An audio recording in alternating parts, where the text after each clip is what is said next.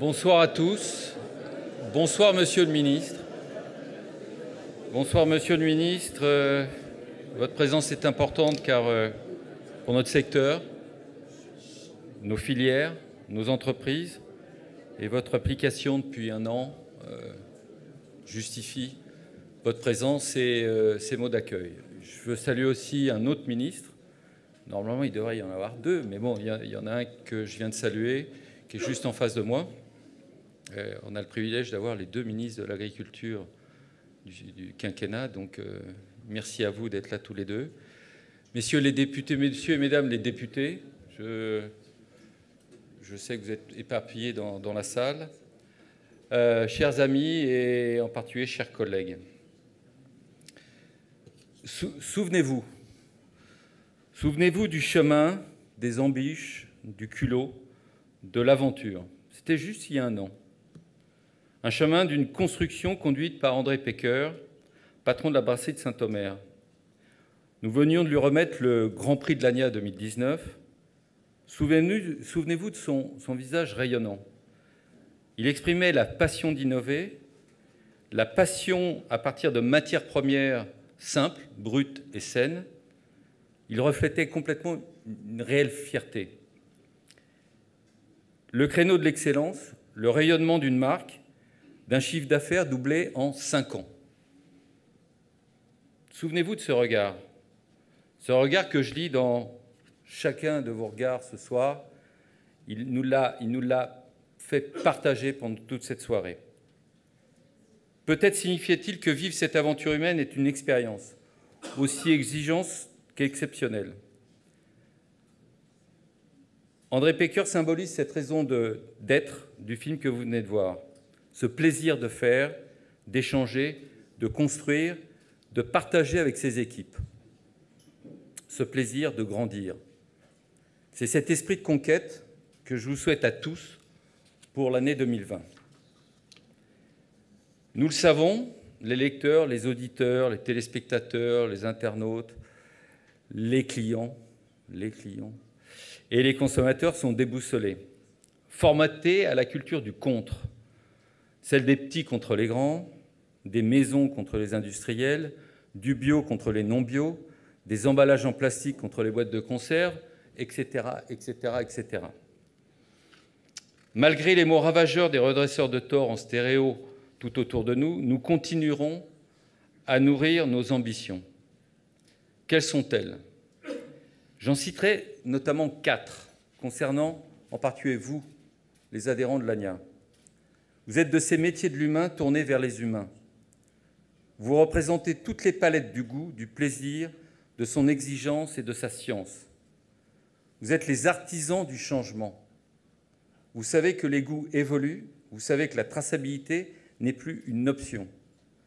Vous êtes détenteurs d'un patrimoine du goût, un patrimoine que vous devez faire fructifier au-delà de la défense des précarés. Vous avez la transmission par vocation. Et enfin, vous êtes un tout. À l'ANIA, avec les ARIA et les syndicats métiers, nous avons pour principale mission de concilier l'inconciliable. Vous défendre est notre raison d'être. Agir durable demande à dépasser nos modèles de pensée devenus obsolètes. Vous devez de vous respecter et respecter vos métiers. Votre culture n'est pas celle du contre, mais celle de l'avec. Il n'y a pas de défi relevé si vos chemins ne font pas route commune.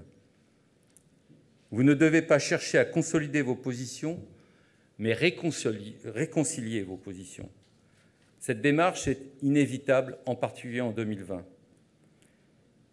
Qu'il s'agisse de nos relations avec les pouvoirs publics, avec l'amont agricole, les distributeurs et bien sûr nos consommateurs, il ne peut y avoir qu'un message, celui de l'unité et de la vérité. Je le dis tout d'abord, et j'en suis désolé au pouvoir public, soyez cohérents. Arrêtez vos injonctions contradictoires. Les entreprises de l'alimentation qui maillent les territoires méritent respect et attention.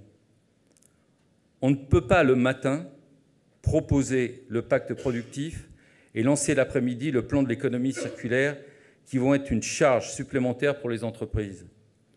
On ne peut pas pousser les feux de l'attractivité de nos métiers et mettre des fers aux pieds en alourdissant la fiscalité de production. Je le dis à l'amont agricole, nous devons répondre aux attentes légitimes de nos amis agriculteurs et éleveurs et leur demander de continuer à nous assurer de la transparence et de la qualité qui nous permettront d'être performants au niveau français, bien sûr, et aussi à l'international. Je le dis enfin aux distributeurs, pour ceux qui sont dans la salle, nos destins sont liés. Vous êtes nos alliés pour gagner la confiance du consommateur dans les produits que nous fabriquons. La loi Egalim, certes, n'est pas parfaite, mais elle constitue vraiment une avancée réelle dans nos relations. Mais ceci sans déflation et en corrigeant quelques effets pervers, comme ceux concernant les produits dits festifs. Messieurs les clients, nous devons vivre ensemble, nous supporter et nous soutenir. Affirmons enfin ensemble aux consommateurs d'une même voix, votre demande d'information est légitime. La France mérite sa place sur le podium mondial de la sécurité alimentaire, la deuxième.